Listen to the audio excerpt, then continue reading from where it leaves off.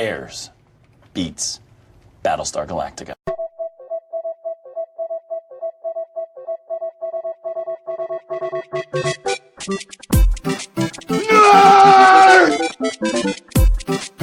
You really adopted the dark.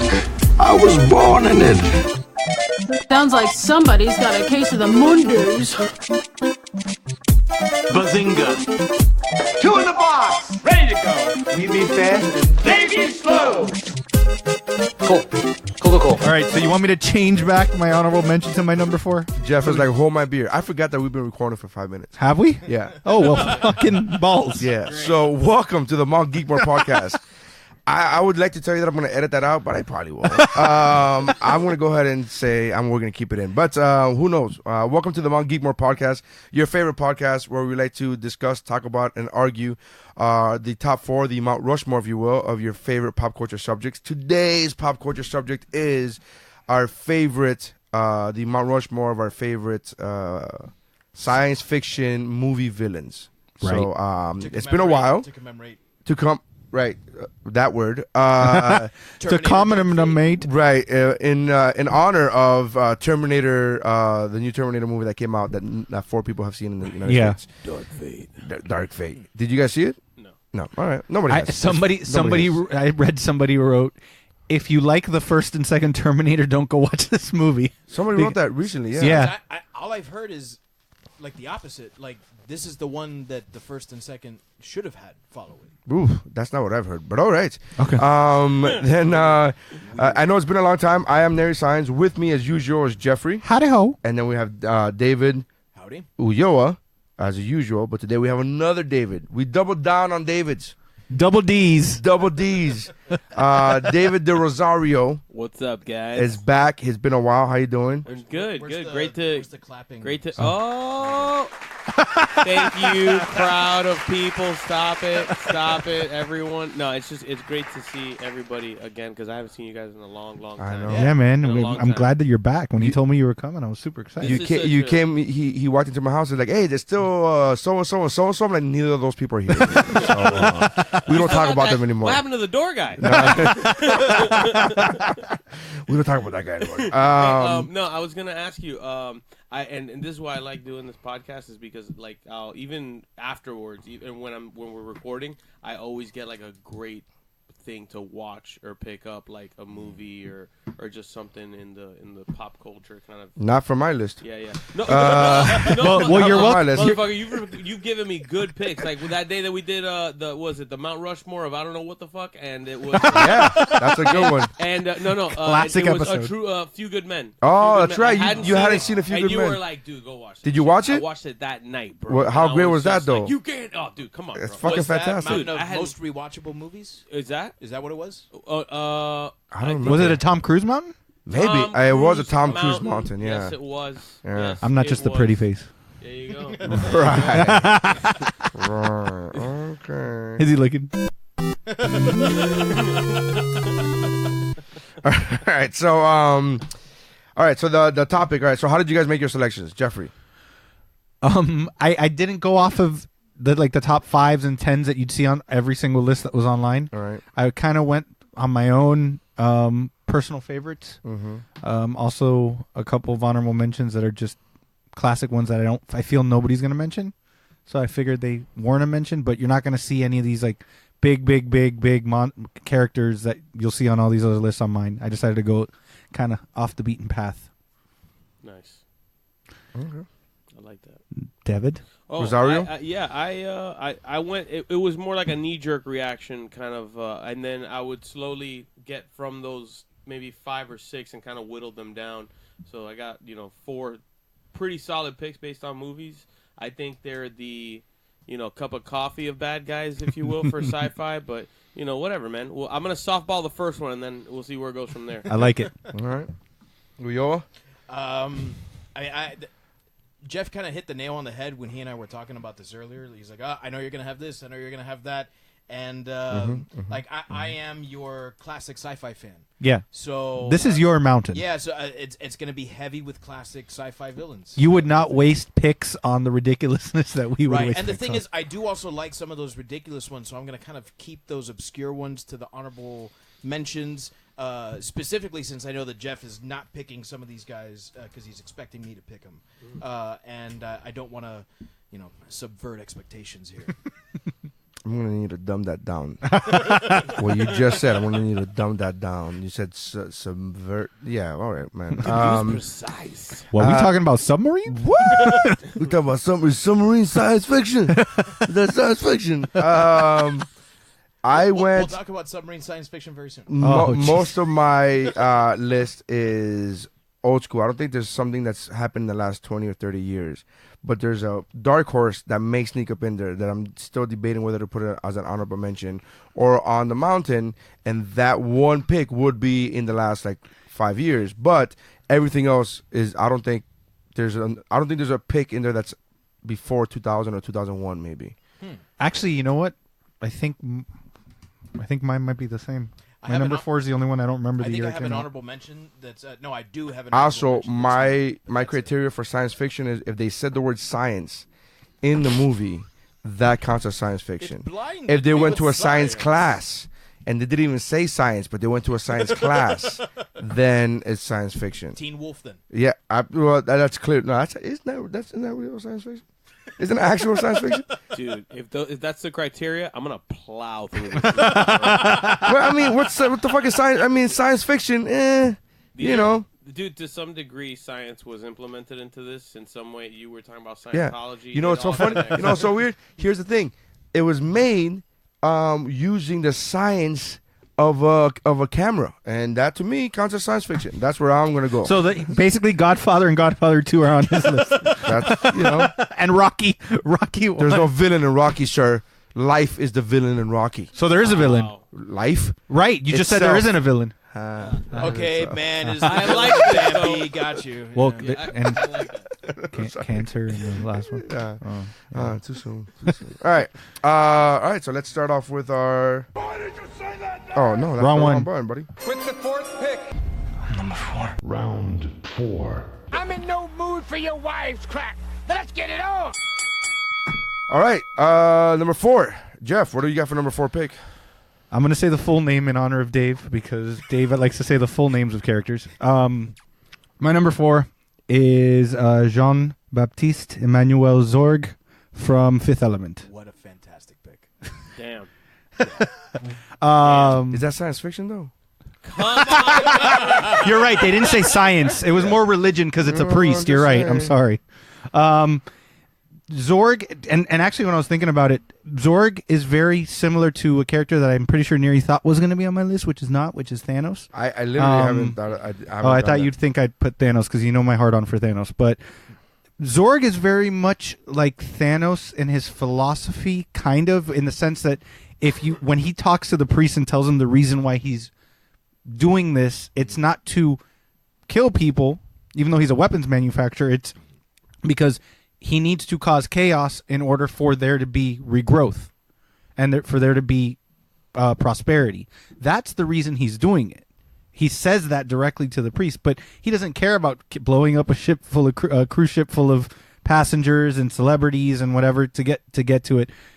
Gary Oldman plays him, masterful, amazing. I just love that he's like that obscure, like Southern with the little flavor saver, and like he's got a way of like humanizing him because he seems so down to earth and so genuine, and then the next minute he's blowing you up. Right, and he's basically telling the priest, when he asks him for the stones, he says, this is the reason I'm doing it. He starts choking on the I think it was a cherry or something in his drink, and the priest saves him.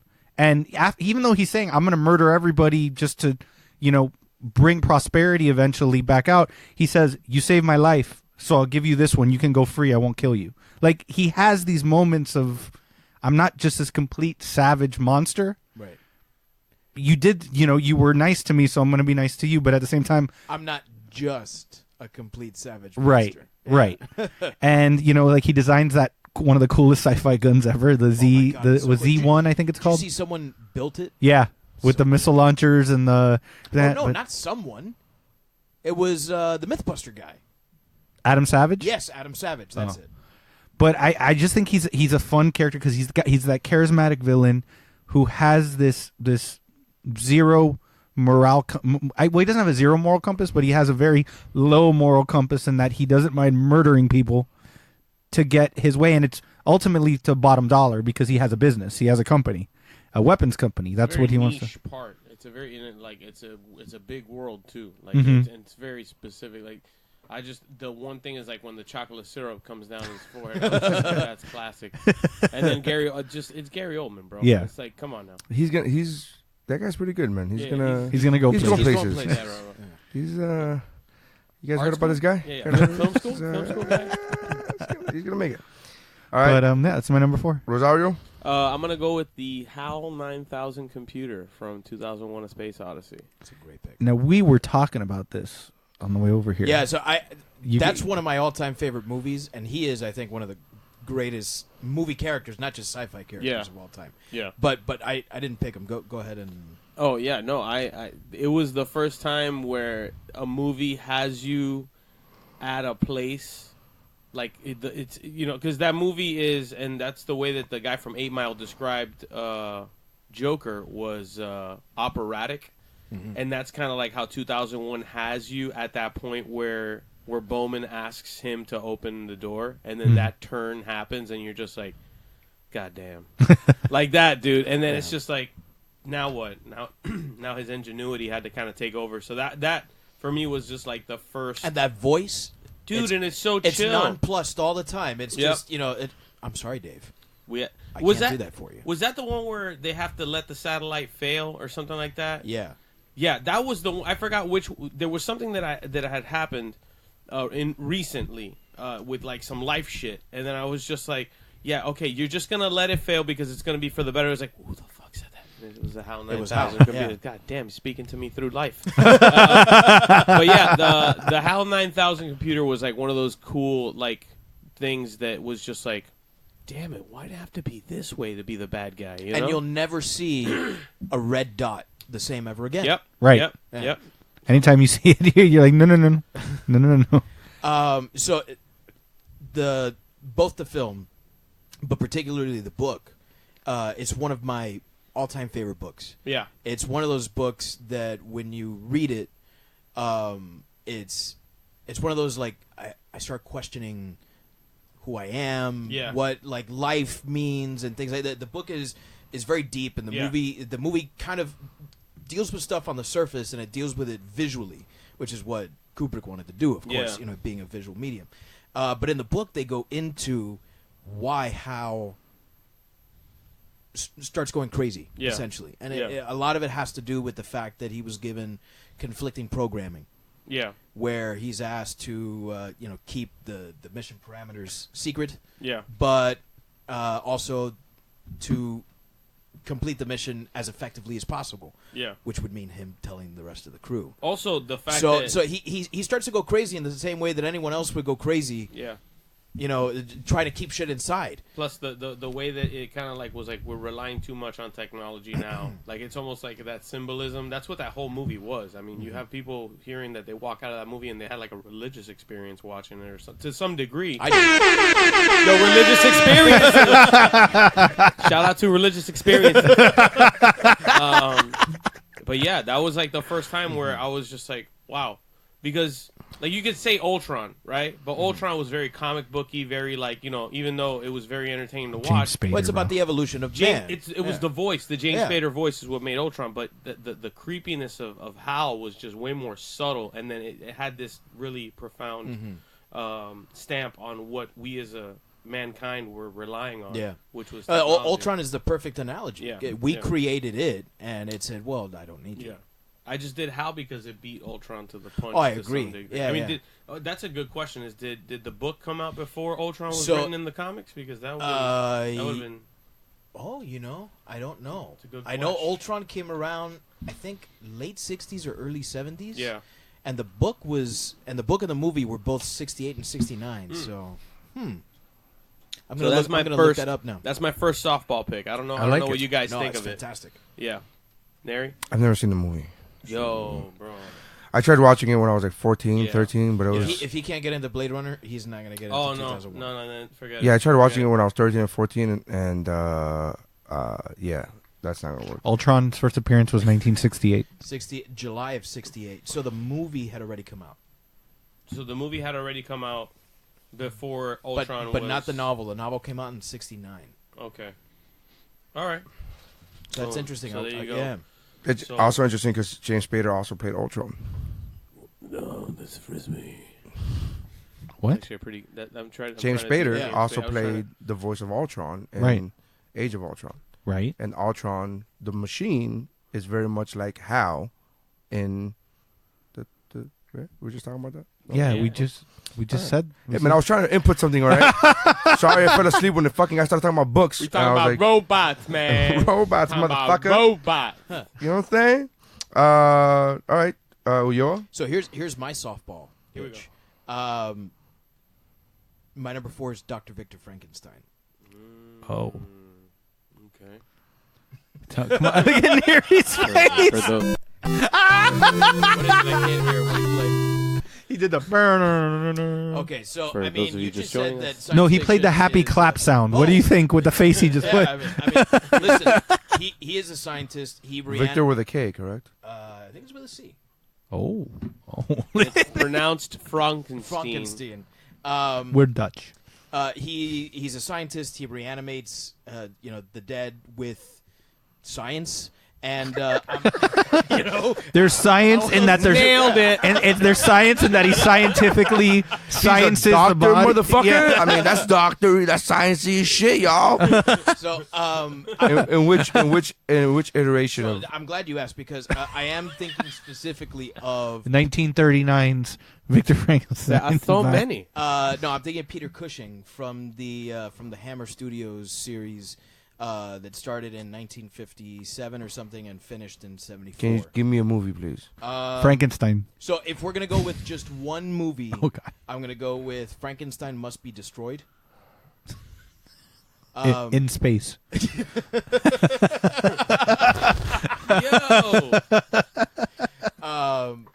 Yeah, so he's so diabolical in where the Universal Studios one follows the monster.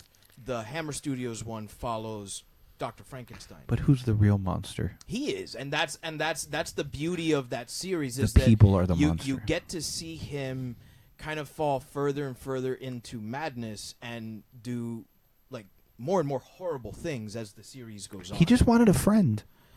Yo, for real. That's it, bro. Damn. He was I never lonely, looked okay? at it that way, yeah, bro. think about it. He didn't mean to. His drown mama that little died. girl. It was just him, and that was it. And he was like, I'm going to make a friend. And then he threw that little girl in the river. Uh-huh.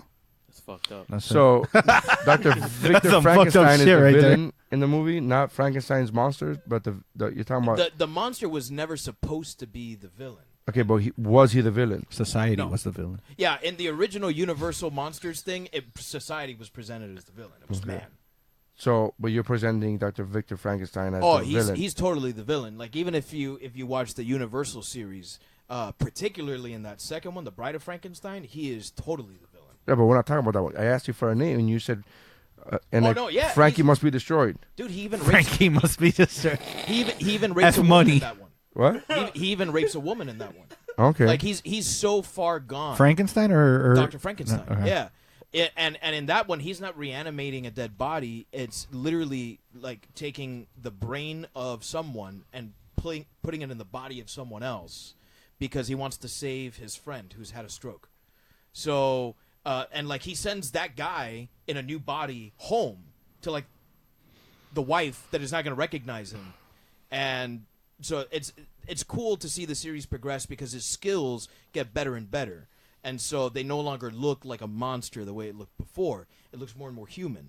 That'd be great. That guy goes home, and his wife's like, "Oh, I've just made some porridge over this roaring fire." It's not what you think. Put the... So yeah, Victor Frankenstein. I love that Neri has not said A fucking word. Damn word. He said, Frankie goes to Hollywood. What? Yeah. What's this? When you said Frankie, I like the fact that he goes, "This is my softball." I'm like, "Oh, so now they're going to get weird after this." Oh, good. You know, Yeah. I dig it better than because with knowing him, I pegged him to have Hal on there. So the fact that he doesn't have Hal, I'm like, at least he's trying. Well, it's a very specific Frankenstein movie. You know what I'm saying? No, I'm talking about just knowing David the way I know David. Okay. I wholeheartedly expected him to have HAL 9000. Yeah. And the fact that he doesn't, I mean, I would rather him have HAL 9000, but at least he's trying to, diversify. Yeah. This is my diversity pick, by the way. That's why I picked it, bro. It to be. That's why I picked it. Yeah. My number 4 is Dr. Michael.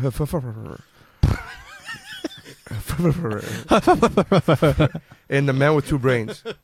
Oh wow, nice pick. No, I'm kidding. Oh, yeah, I know you got so excited. That was a good pick. I love that movie. Because that's like almost Dr. Frankenstein. That's why I fucking went there. That's what made me think of it. I'm like, you know what's better pick than fucking Dr. Frankenstein? Dr. or Herbert West. Or Weird Science. Right. Weird Science. There you go. My number 4 is gonna be Clarence Baldicker. Baldicker? Who? Baldicker. Baldicker. I have no idea who the fuck that is. RoboCop. Okay. Red's dad. Yeah. Got it. Jackass. That's. I think he was just fucking sadistic. He was the head of the thing, right? Or no? No, he was the head of the gang, not the one who was trying to Got take over it. the corporation. Correct. Okay. Correct. Oh, Red Foreman's the Red Foreman's. Because there's really two villains. They kind of team. No, because you said his dad. You're right. I did. I meant Foreman's dad. Oh, which is okay. Red So Foreman. Red, Yeah, the Red. character that Red plays. Yeah. Right. Okay, I'm with you. So his name, I didn't know his last name until I looked it up. But apparently it's Clarence. Yeah, I didn't know his first name either. B.O. You don't remember Clarence? They say Clarence 1,000 times in that movie. Clarence Baldicker. Boddicker, which has got to be the fucking writer just giving one to the fucking. That's literally the reason he started a gang. Is because that was his last name and he wanted to fuck people up for making fun of ball liquor. I think it might be pronounced Boddicker. I like Neri's. Oh yeah, no, Boddicker is way better. All I know is that it's the dad from that '70s show. Yeah. And I've never seen RoboCop, bro, because Really? because I'll tell you why, because it's on the title, bro. It's on the title. So is X-Men. No, but did you watch Batman? It's out on the fucking title. Batman. Batman? Yeah. It's a movie about men that are bad. Did you not watch Batman? You didn't watch any Batman? They're all the same. Wait.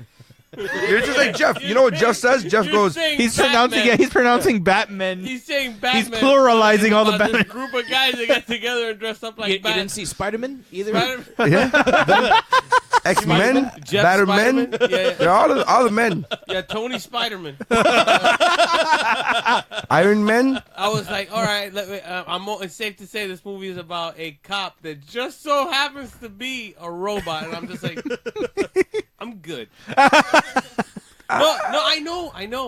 It's great. I know. It's That a should be the classic. one It's that a you- classic. Look, I like Blade Runner. Neri doesn't like. Yeah, Blade but at Runner. least I've seen Blade Runner. Yeah, you saw it in its entirety? Yeah. There you go. He goes, there you go. I'm not going to see RoboCop, but there you go. That was the most enthusiastic I'm wrong ever. Did you see the whole movie? Jeff is right. Then I'm wrong. Jeff is right. I still have not seen RoboCop. And you actually sat down and watched Blade Runner. Yeah. That's the thing. It's like I'm still not gonna watch it. It's like you already have the images in your brain. I think, and here's I as big of a fan as I am of the remake. I went back and watched the original maybe a year ago, and it really is. I really enjoyed it much more now than I did when I was a kid. And when I was a kid, it was all about RoboCop. Exactly. When I was a kid, it was all about just the actual character of RoboCop. And then when you're an adult, you watch all the other pieces around RoboCop, and then the RoboCop kind of just becomes.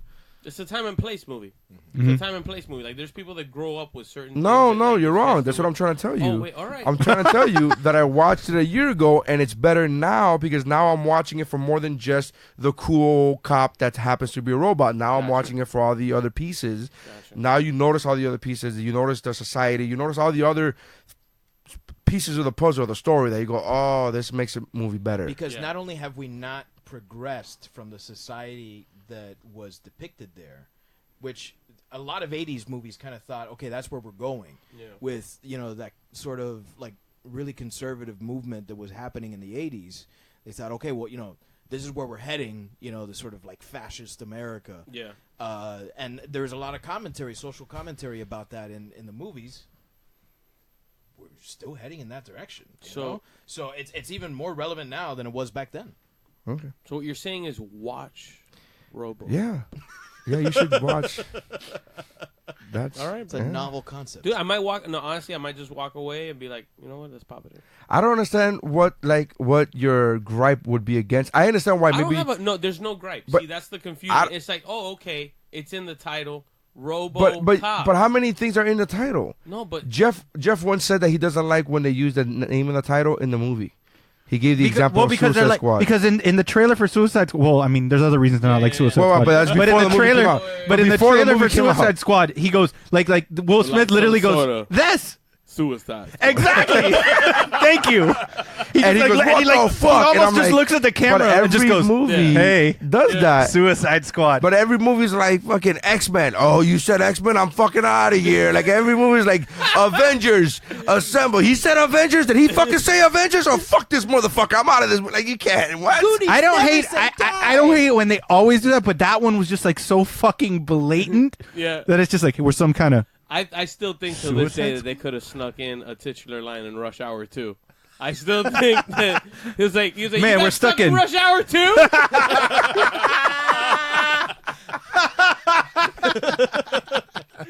Kato, why you late? Oh, you know, you know what? You know when it would have worked? It would have worked for real in Deadpool 2. Because of the fact that he breaks the fourth wall. Oh yeah, he would have been like he would have been like, yeah, bring so and so. Oh, and Deadpool 2. Yeah. There you go. Wink at the camera. That would have been great.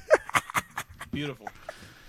So anyways, if you watch RoboCop, Clarence, he's the main thug bad guy. There's a corporate level bad guy, but Miguel Ferrer, right? I don't know, dude. Some would say he has an axe to grind. He doesn't get that because he hasn't seen it. What the fuck was that?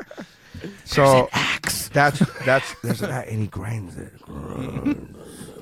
But he's so sadistic, and the way he kills Murphy and the like laughing. Spoiler the alert. whole Oh my god, yeah, it's like brutal. I'm not registering any of this. It is but gory I'm still gonna watch fuck, the movie. dude. I'm gonna sit down. I'm gonna watch it. You can stand if you want, or lay down. I'm not asking you to sit. However you want to watch it, buddy. Feel comfortable. Whatever makes you feel comfortable. No, a movie like that, I'm probably gonna have to get like really ripped and then watch it. Why? Yeah, because I can't. Dude, the aging on the movie when movies movies don't age well, bro. No, that movie. I'm telling you, I didn't. Motherfucker, I just said I saw the movie a year ago. RoboCop. Yeah. It holds up. It holds up. It holds up. There are some. There are some. Look, good. the special effects. There's some. There's some. Look, the special effects are. Obviously, you're not gonna go in there and watch even Terminator 2. You're gonna go in there and it's stop motion animation. Yeah. But it's so limited that you're like, it's really a. You're invested by the time the stop motion animation How long comes is in. the movie? Hour and 40 probably. Oh no, I'm out. If it was 125, maybe I'd consider. Yeah, this isn't a fucking Disney movie. No, I mean. And there were sequels that came out of this? Yeah. Oh, Okay, so listen. many. One was called RoboCop 2. But don't ever. Listen, you can watch RoboCop 2. Don't watch RoboCop 2. Oh, should I just jump right into RoboCop 2? Because obviously the problems from Part 1 were not resolved enough for them to spur off into a sequel. Apparently the fuck. The movie's an hour and 42 minutes long. Oh wow. I That's not fucking that just bad. looked it That's up. actually not I that bad. nailed that shit. Come on. That's like a wake up. What did I say? in the morning. 145? What did I say? 140? I wasn't paying attention to you. Huh? You said 140. 140. Price That's is fucking Right. Price is Right numbers. I win this yeah, motherfucker. Yeah. So I'm gonna say 141. Spin the wheel, Nary. all right. So that's our number fours are John Baptiste from Fifth Element, Hal 9000 from 2001 Snorefest, Dr. Victor Frankenstein from Frankie Must Be Destroyed, and Clarence from RoboCop. Clarence. You know who didn't raise their hand? Clarence. That's a 8 Mile reference. We were talking about that. Uyo didn't get. All right. Man, we good. We all right. Round Isn't that the Eminem movie? 3 I told us. is a magic number. Yes, it is. All right. David doesn't have headphones on, so he was talking in the middle of the intro for the next pick. We have a sound effect for each pick. I understand this, motherfucker. I just can't hear it. All right, but you were still talking. That's what I was trying to tell you. Yeah.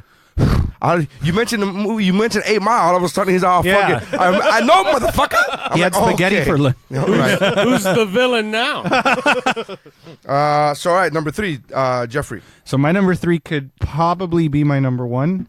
It's Rian Johnson for Last Jedi.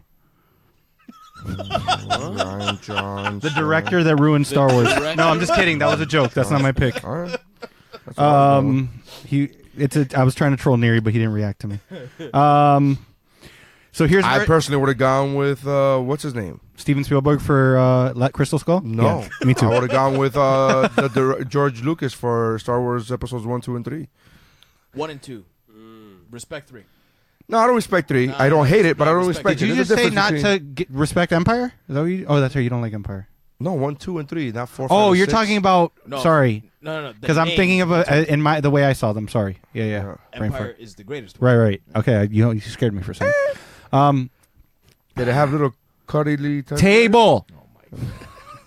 So here's the one where I'll probably get pushed back because it's not just one person. It's a lineage. My number 3 is the Tannen lineage from Back to the Future movies. Why would I get any pushback on that? Well, because it's not totally one person. allowable, dude. I don't know if because it's technically. I would say you have to pick a villain. 'Cause like I made him pick a movie. He couldn't just pick the whole fucking. Okay. So So sorry, Mad Dog, movie. and sorry, Griff. Oh, It's Mad Dog is so Yeah. good though, bro. That's why I totally forgot about Griff Tannen when I said the Tannen lineage, but I think Biff, the original Biff. If I have to pick one, I'll go with the original I Biff. think Mad Dog is Give so him much the worse. lineage. Excuse me. I will disagree with you because did he become Trump? No, he did not. The original Biff became Trump and had his Trump Plaza, where with Billy Zane as one of his enforcers, and Before got the heart of the ocean. so. So what is it? So Biff Tannen, Back to the Future. I hate Yeah, go with manure. 2. I guess we can go. Even Because though the one that became Trump was in part 2. correct, Yeah. the one that became Trump was in 2. The rapey one was in 1. Because he tried to rape Lorraine in 1. Yeah, but in part 2 he also did that in part 1. In part 2 he also did that in the past. Oh, that's true. Yeah. Technically, it's the same time period. So yeah. So we'll go with part 2. But Biff Tannen he's so he doesn't give a fuck about anybody except himself that he. Another movie they could have been like, are we going to go Back to the Future 2? He literally just said, okay, I'm just gonna go back and take the Gray Sports Almanac back to myself so that I can become a billionaire. I don't give a fuck what happens to anybody else. Completely changes the timeline, which when you see Hill Valley in that altered universe, it's fucking Mad Max Beyond Thunderdome outside, Right. except for him and his casino that he's fucking perfect, and Lorraine McFly's got a big old rack, and he's fucking become Donald Trump. He's basically Donald Trump at that point. He had Marty's dad killed. He had Marty's dad killed. He tried to rape Lorraine again because they were in the past at a point. I just think this is a sci-fi villain that's stupid. Because he was smart enough to get the Gray Sports Almanac, but he's not an intelligent person. He really was not an intelligent person. But yet he was a force that they had to reckon with. Yeah. You had a scientist who was brilliant, who created time travel. You had a kid who could, shred on a guitar and had moxie, He's the bully that needs to be stood up to. Right. Time and time Yeah, again. yeah. Good. Marty? Yeah. He was a bit of a bully. Oh yeah, Marty. Yeah. Marty wasn't nice. Great argument.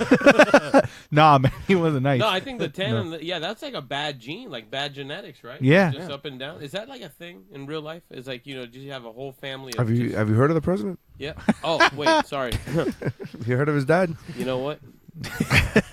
It's starting to paint a certain picture right now. Well, then if you Have you heard of his son? And if you have 2, you have Griff Tannen, which is his nephew, who's with the hoverboards. Oh, the hoverboards. That tries to kill somebody in the middle. Power! Yeah. Hook on! Hoverboards can't work on water. Unless you got power. Dude, that's wow. Jason Scott Lee, right? Yeah. That was good. That was like a reenactment of part 2 right there. What's wrong, McFly? Ain't got no scrote. Welcome to the 80s Cafe. And Elijah Wood, young Elijah Wood, and was in that. Young Elijah Wood in the arcade machine. Yeah, when he shoots the. Why did I say arcade machine? It is. From the You gotta 30s. use your hands like a baby's toy. Yeah. But yeah, to me, Biff is it's the antithesis of what most of these sci-fi villains are, which typically it's somebody that's smarter or at the same level of which is somebody we'll probably talk to about later, but as the main protagonist. But Biff is not at that level. There's no plotting with him. It's he just like spur of the moment. He's like, oh shit, there's an almanac. I could probably bet on stuff because he hears Marty say this plan. He's the one that, because remember, Marty was the one that got the book. Yeah. Marty's the one that was, and then It was Doc. his idea. Yeah, and Doc tells him, no, you can't do that. You can't change it. Biff overhears. He's like, that's a fucking great idea. Let me go. Old Biff does that, and then he goes back. Yeah. You know. So that's why I love Biff as a sci-fi villain, just because he's outside of the normal realm of what you would think of a sci-fi villain. Yeah. So that's my Great number pick, 3. man. Thank you. Pick. But Mad Dog's a shit. Yeah. I love Mad Dog. I love that. Blacksmith. And 2 bottles for the whiskey. All right, Del Rosario. I'm gonna go with. I have a feeling somebody here may have it. I don't know. Maybe I'm wrong, but Adrian Veidt, Ozymandias from the Watchmen movie. Oh. Good pick. Anybody No. get that one? No. What's the name of the character? Adrian. Wait, I want to see him spell it. Adrian, like All right. Rocky. I got that. And then Veidt is Veidt. And then his Ozymandias. Ozymandias, yeah. Adrian Veidt. Got it. There you All go. right, Watchmen. Yeah, man. This was the first bad guy that when I had seen bad guys, usually you see them lose. You know, like for a long time, the good guy usually takes it just beats the bad guy and done. That's it. Maybe I just didn't see enough at the time when I read this book, but like where it was like this guy took a definitive stance on winning what he thought was this game that he was playing with the world, the people, existence, and he had studied and did the research and did all like he references Alexander the Great. He worships the Egyptians. Yeah. Like these are all powerful. So this is a dude that did the homework, right? And even it's all about moments. Like when you hear a good villain, it's those moments for me that like really stick out to me. Is like I didn't put it into the thing because it's not sci-fi, but like Tyler Durden, when you find out, it's just like that's like holy shit, right? Like, this guy's been the fucking bad guy. That was for me. That he's the bad guy for what he did, but the way that he did it was just like. I don't give a shit if you're the good guy. I'm gonna win in this scenario, like in that third act of Watchmen in the movie. In the movie. And on top of that, like even now they're keeping the series going, and that character is still around. Like, right. That's a bad guy that wins and is still doing shit. He's still out there. Right. Bad guy's still out there.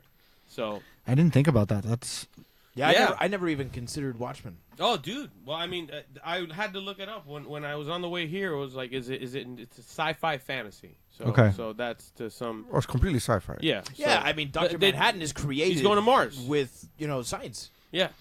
This is Scientology,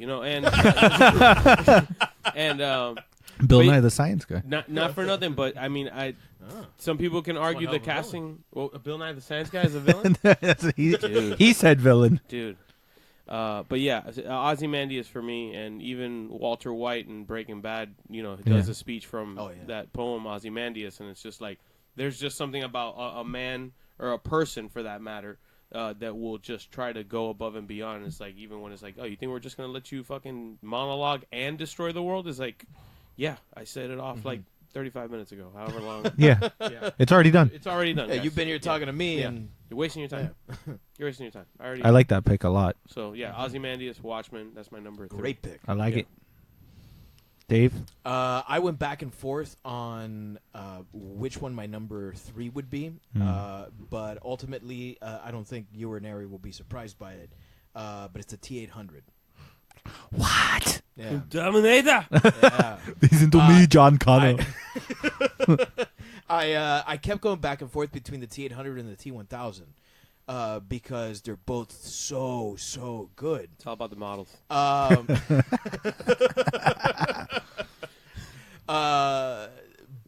ultimately for me, I usually go back to the T-800 as what I think of as the Terminator. That's the first Terminator. Right. That's Schwarzenegger's Terminator. That's the number one. And when they always show you the flash forwards, right? It's always this army of Terminators, of the T-800s that you see like destroying all the people in the future. Like, to me, that's scarier than the T-1000, because even though the T-1000 is incredible and seemingly harder to kill than a T-800, even though he does kill it, right? That line of T-800s that you see in Terminator 2, where they're just all there on the battlefield. Like, to me, that's just the scariest fucking thing I can think of. And the T-800 in the original Terminator, to me, is scarier than the T-1000, because all they have to protect themselves against it is a human with way inferior weaponry. Whereas in the second one with the T-1000, like, sure, it's an upgraded model, but they've got a Terminator to fight against it.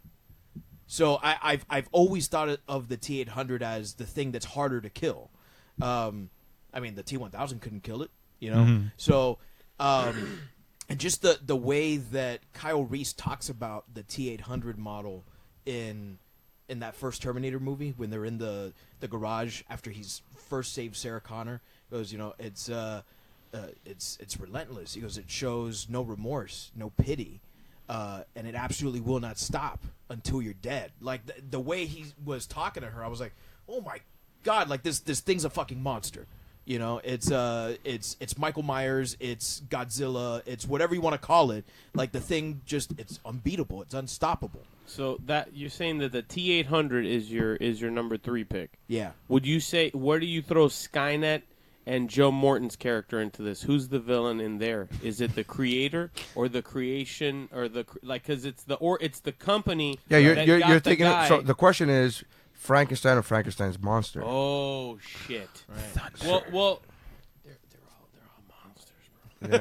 Yeah. So if you think about it, you chose Dr. Frankenstein in your fourth pick, and essentially the creator of Skynet, or the creator of the Terminator. Yeah. What was his name? The Miles Dyson. Miles Dyson. Thank you. Yeah. Miles Dyson is Dr. Frankenstein. In a sense, yeah. Yeah. So, but you picked Frankenstein's monster as your pick for number 3. No, you're saying the equivalent. No, yeah, you're saying the equivalent. Yeah. Because that wasn't until Terminator 2 that we find out who was responsible for all this stuff. Because the Michael Myers effect, I get. Yeah. Where it's like, that is the bad guy. The T-800 is the bad guy. So I get your pick. I get it. It's no, but you're also right, because, you know, why is the creator the bad guy in one, but it's the monster that's the bad guy in the other? Yeah. And I think you have to take those on a case by case basis. In that series, in the Hammer Studios Frankenstein series, he is the bad guy. Each monster is just a tragic character who suffers at the hand of Dr. Frankenstein, whereas the Terminators are just killing machines, emotionless killing machines. And the humans are actually the ones who, even though they created the thing, they are the tragic character, because they created it for defense, and it ended up turning on them. Yeah.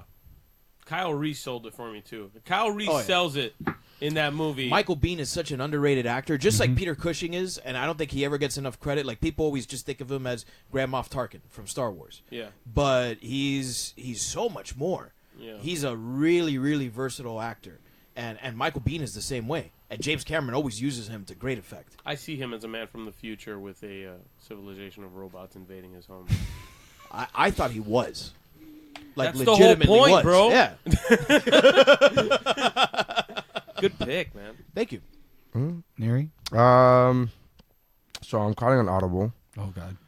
And I'm going to go with Oscar Baldwin from Short Circuit 2.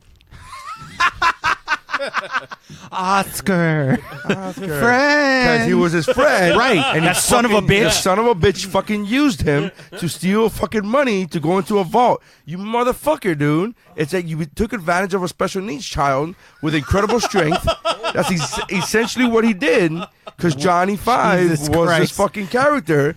That's essentially what he did. And he took advantage of a fucking innocent child, of a naive child who just wanted to be your friend. and you took advantage of that, and fuck you for that, Oscar. I hope like that that. this is a real pick. That's bro. a legit pick. Yo! No, he's not Legit trolling. pick. He's not I'm trolling. not trolling out. Legit pick. This movie's so dark. I need a hero. Oh yeah, seriously, it's really fucking bothered. Like that, really. Watching that movie. Look how emotional. Watching that movie, I've watched that movie recently. I've watched that movie a couple times recently. The latest, like I don't know, 6 months ago or whatever it was ago, and I don't like rewatching this movie for that one scene where he finds out that Oscar fucking played him. Like when you know what I mean, or not when you the audience find out that Oscar's playing him, you go, you're a fucking dirtbag. And I would much rather him, you know, the other guy was blatantly like trying to take advantage of the fact that he's like, hey, let's produce more toys and let's make more money. I'm here to make money. And then, but he turned out to be his friend at the end. Like he's the one that turned out to be his real friend. So it really Oscar really fucking bugs me. And that was a classic 80s cliche of like the bad guy's the fat guy. Like fuck you, bro. Why's the fat guy always gotta be the bad guy, bro? I think the real villain in that movie is the inappropriate use of makeup. Oh shit, yeah. I didn't fucking know that until like 2 years ago, bro. When he was in Hacker, he's the bad guy in Hackers. Dude, I didn't know that. Hackers is a sci-fi movie. No, that's real. No, that's fiction. That's nonfiction. The dude that played what's his name? What was his name in the movie? In Short Circuit, I don't remember his name. Oh shit, what the fuck was his name? So I'll look it up. That's the one with the robot, right? Yeah. Short Circuit. Yeah. Welcome to the conversation. So the guy that played Ben Jahavari, that was the character's name. Yeah. He's an Indian guy. Yeah. Right. I didn't know that he's not really Indian. They brown-faced, literally brown-faced him, bro. In like 1984. His real name is Richard Stevens. Yeah. That was the Indian gentleman in Short Circuit. 1988, they brown-faced him. Here's the fucking kicker. I didn't even know that until like 2 years ago when I was watching Master of None, Aziz Ansari's show on Netflix. And they talked about, he literally goes, Dad, that guy it was him, Aziz, which is Indian, talking to another character who's also Indian. Yeah. And one of the Indians didn't know that he was fucking, that character was not really Indian. He goes, oh, bro, the guy from fucking, he's like, oh, there's no Indian people in Hollywood. And he's like, what are you talking about? The guy from Short Circuit. He goes, he was fucking white, bro. And I had to look that up because I was like, no, fuck you, Aziz. That's not real. And I looked it up. I'm like, holy shit, this guy's white as fuck. They brown-faced this motherfucker, dude. That's crazy. Yeah, that's the real villain is the studio executive who greenlit that shit. Yeah. That's the fucking real villain. Now, when you say Short Circuit 2, that is the sequel to... Yeah, the original. RoboCop. Yes! That is a sequel, yeah. I knew it, bro. It's in the title. It's in the title. I was like, that series is twice on this list. It's gotta be good. I know I have to watch this. Oh, dude. 2 was when he put the mohawk, right, to chase after Oscar, right? Yeah. The locals kick your ass. Los locals kick your face. The locals kick your balls into outer space. Yeah. All right, cool. You know what movie does not hold up? Gremlins 2. No, Gremlins 2. Yeah, it didn't hold up in the theater. I liked that movie when I was a kid, and then I tried to put it for my kids like 2 days ago, and I was like, oh, I'm sorry, bro, the Key and Peele skits are perfect. Dude, I couldn't get my head out of it. I couldn't. Every time a new Gremlin popped up, I'm like, this motherfucker. Have you seen that skit from Key and Peele? But I saw Gremlins Part 1, I want to say for the first time ever in my life, a month ago. Okay. Oh, really? So keep it there, bro. No, watch Part 2. I'm happy with it. Do you like Hulk Hogan? Because do you like Hulk Hogan with Gremlins? Because then watch Gremlins name 2. of a wrestler, and it's in, baby. Yeah. It's in the movie. Because Key and Peele do like a whole bit where they're like doing production for Gremlins 2. You just looked around the room and you put a noun and a verb together and you made a gremlin. This very flamboyant guy walks in and says, oh, I'm just here to listen and ideas. And then he goes, nothing's set in stone, but I want everybody to go around and make up a gremlin. And they just start, and every gremlin that they mention something that's actually in the movie. Electricity. Yeah. You just said a word, baby. It just popped into your head. How about a girl? How about a girl gremlin? You had me at little gremlin vajayjay. It's in the movie. You gotta watch that Key and Peele skit. It's fucking great. All right, so Oscar in Short Circuit 2 is my my number 3. Oh God. Yeah. Oh God. Oh God. All right. Where are we at? Number 2, right? Yep. Round 2. Dose, the sequel to Uno. All right, Jeffrey. All right, there's another one that I'm going to have to narrow down to one person because I put as a blanket on my number 2 the Spaceballs. But Dude, literally was on my list, and Oscar bumped them off, but that was going to be on my list. So if I have to pick, but I couldn't pick which one. Yeah, because I put here, I'm like, could it be Dark Helmet, Colonel Sanders, President Scroob, or the assholes? It could be any of them. So I'm going with Pizza the Hut. No, I'm just kidding. I'm going with legit pick, man. I'm gonna just go with Dark Helmet because I have to narrow it down to one, but I think all of those are amazing. What can I say about Spaceballs? Like Dark Helmet is just he's this badass that everybody has fear of, but he's Rick Moranis. Yeah. And he's a klutz. But people legitimately fear him because he has the Schwartz and because he's a figure of authority, even though he's like 5 feet tall. But just, you know, I think he's the driving force for the Spaceball, and I love that I'm talking about this seriously, but he's the driving force for the Spaceballs to go through with their mission, because President Scroob's just on Planet Spaceball doing nothing. He's a bureaucrat and doesn't give a fuck. He just wants them to do whatever's going to keep him in power. Right. Which is give the people air. Right. And but he's the driving force in them trying to complete this, you know, and at the same time he's trying to get his revenge with Lone Star, you know, like, and what, you know, sees this thread, but I just love I enjoy him more than Darth Vader. I just think Dark Helmet is he plays so well off of like his straight man. Oh, Colonel Sanders? Yeah. What's the matter, Colonel Sanders? Chicken? Bro, it wasn't until right now you just said that I fucking got that joke, bro. I fucking Spaceballs is my favorite. Are you fucking kidding me? I swear to God, Spaceballs is my fucking favorite movie of what's his name? Holy shit. Yeah, and I fucking have seen Spaceballs. I watch Spaceballs every year. There's like 5 or 6 movies that I watch every single year, and I watch Spaceballs every fucking year. And maybe because I just watch it on autopilot now, but when you said it with that long pause, I was like, oh fuck, I got it now. Holy shit. Yeah. Can't believe it. I could have just kept it to myself. But I appreciate you being sharing honest. that. I was like, oh, I've opened your mind. Mel Brooks is genius. That's the brilliance of that movie. And that's why he's like, like he does. But you're right. Like him playing off of the straight man, and it's like, you know, even though he has the authority and the fear, when the ship's going down, what does this happen? Give a fuck about him. What does this happen? Soon. That's my favorite. Like, back and forth just now. in the whole movie. Yeah, that's my favorite back and forth. That might be that's probably my favorite back and forth of any Mel Brooks movie. That scene. That you know. Yeah. When will then be now? Soon. Fuck 'em. Have you seen Spaceballs? Of course, bro. All right. Yeah. No, not of course, because you haven't seen RoboCop. So let's be real. It's not of course. I've seen Spaceballs. I love the ludicrous speed. I'm a fan. Gone to blood. Yeah. But I think Dark Helmet is when you think sci-fi villains, you think of more serious again. Mm-hmm. But I think Dark Helmet is a legitimate person to talk about in that, even though it's a farce of a movie. But you know what? If you listen to Mel Brooks talk about any of his movies and the making of his movies, he always talks about how he, like, yes, it's a parody, but he first and foremost wants to make a good movie. And he wants to conquer a specific genre. He wanted this to be a legitimate science fiction movie.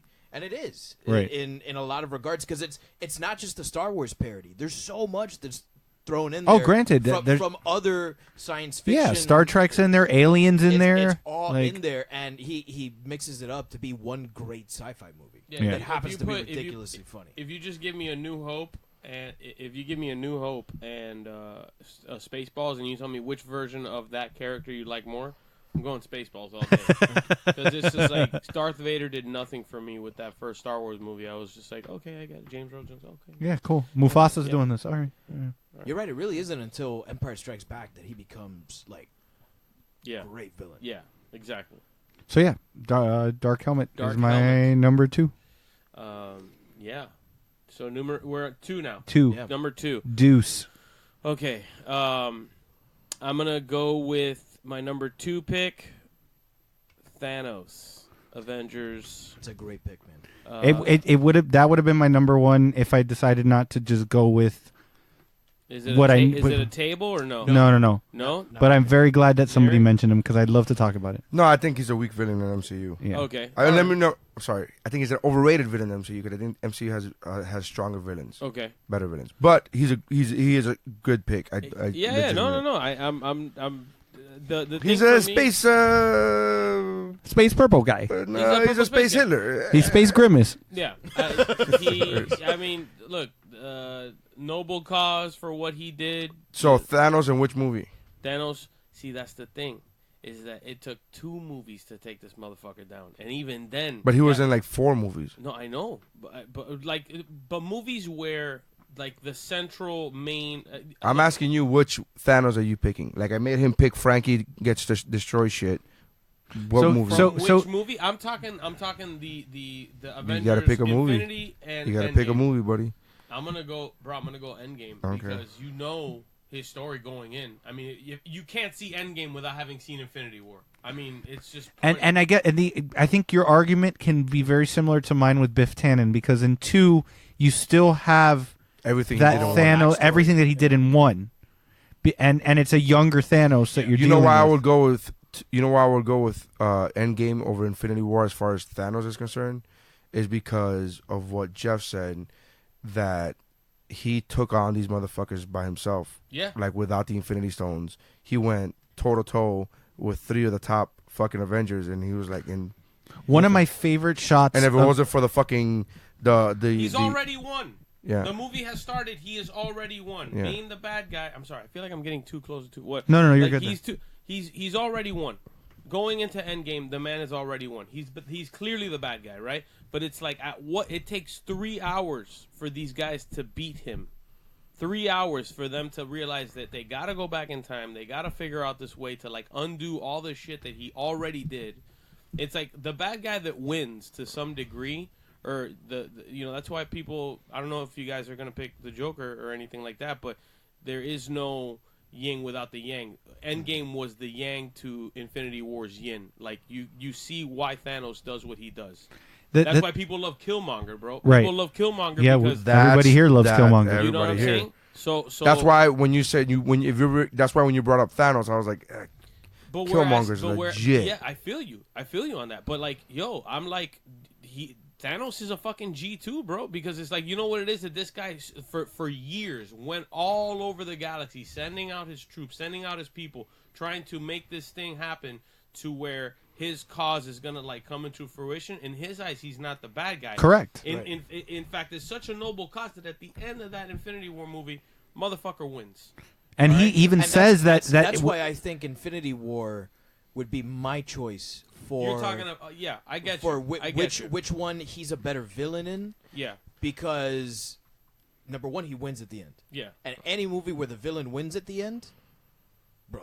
But you can't have part 2 without part 1, and you can't have part 1 without part 2. It's a symbiotic. I mean, they were filmed at the same time. Yeah, they're intended to be one. So side this whole of the thing same that coin. Neri's doing here, I don't agree with it. No. Now the thing that I love about part 2, the thing that I love about Endgame Thanos is that's one of the things is where Neri's talking about, because you have a younger Thanos. Mm-hmm. He, even though it's current, he's a younger Thanos. Yeah. He's still trying to figure out how to get these stones, what to do with them, all that stuff. And just from finding out that he wins when he sees Nebula's the recording, and he's like, "Oh, we did it." He's like, we could just fuck everybody up here. I know that I already did this because they're doing this because I already did this. Right. It's like, let's throw down, bro. I like Endgame Thanos better just because he throws down hand to hand. Well, that's my Stones. my favorite shot from Endgame. My favorite shot in Endgame is when he gets off with Gamora and he sits down. He puts the helmet on his double bladed sword, and she goes, "What are you doing?" And he just says, "Waiting." Yeah. Like he's like I know that these motherfuckers are coming. Dude. That's such a G move. And then the fact that he goes hand to hand with all 3 of them. Yeah, like, like you said, the 3 top Avengers. Avengers. He's like, well, I mean, Vision was taken out, but get what I'm saying. Yeah, like, so he's not the top. No, but still, they're like even you have to say is that all this time traveling thing, and what did it have you come right back to me? Yeah. It's like it's that one inevitable thing that where you have two sides of the same fucking coin, bro. Like that's just what makes the good bad guy. Is that good side of that coin and knows that on the flip side there's a bad motherfucker over the horizon, bro. And that's even when he like melts away, there was almost like you barely think that he's gonna disintegrate, and then it just like poof, and it just like comes apart, bro, crumbles. And it was, I don't know. It's Spoiler alert. Yeah. Dude, oh really? Sorry for the Short Circuit 2 crowd that's popping in. They're just catching up on Short Circuit 2, dude. Dude, do you even I just know finished one. The amount of Easter eggs. Dude. No, but everybody... Can you believe Officer Murphy didn't show up in that movie at all? I'm shocked. I mean, I'm so far like everybody's had their own unique individual kind of pick, man. I'm surprised that nobody's been like Cable, because I've had that happen before. And I know. I just Thanos to me because he's in so many movies and because he was in two of literally the biggest movies in the world. Was he in Short Circuit too?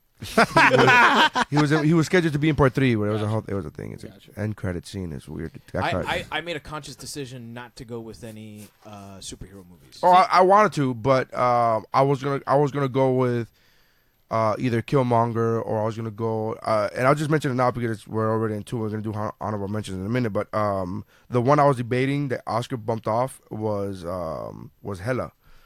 From Thor Ragnarok, and she was fucking so dope. I thought she was amazing. Yeah.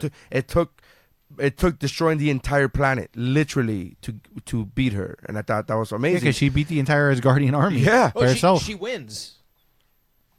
Yeah, she dies, but she wins. Yeah. Shout out to Kate Blanchett. Yeah. So anyway, so my point is, Thanos is a beast, and I like Thanos, but I just think that he's so over because he's in the 2 biggest movies of the. Like, I'm just like, oh, you're right. I'll say the same thing about Superman. About like the overratedness. I like Goku more than I like Superman. When we're talking I don't like those dumb shows. You're not alone. So I know a lot of people. I like prefer Superman. Goku to Superman. I know what he stands for.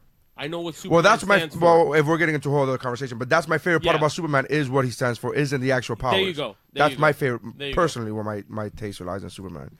It's not the powers and strength and heat vision, it's the moral compass that he has. I've always stated that.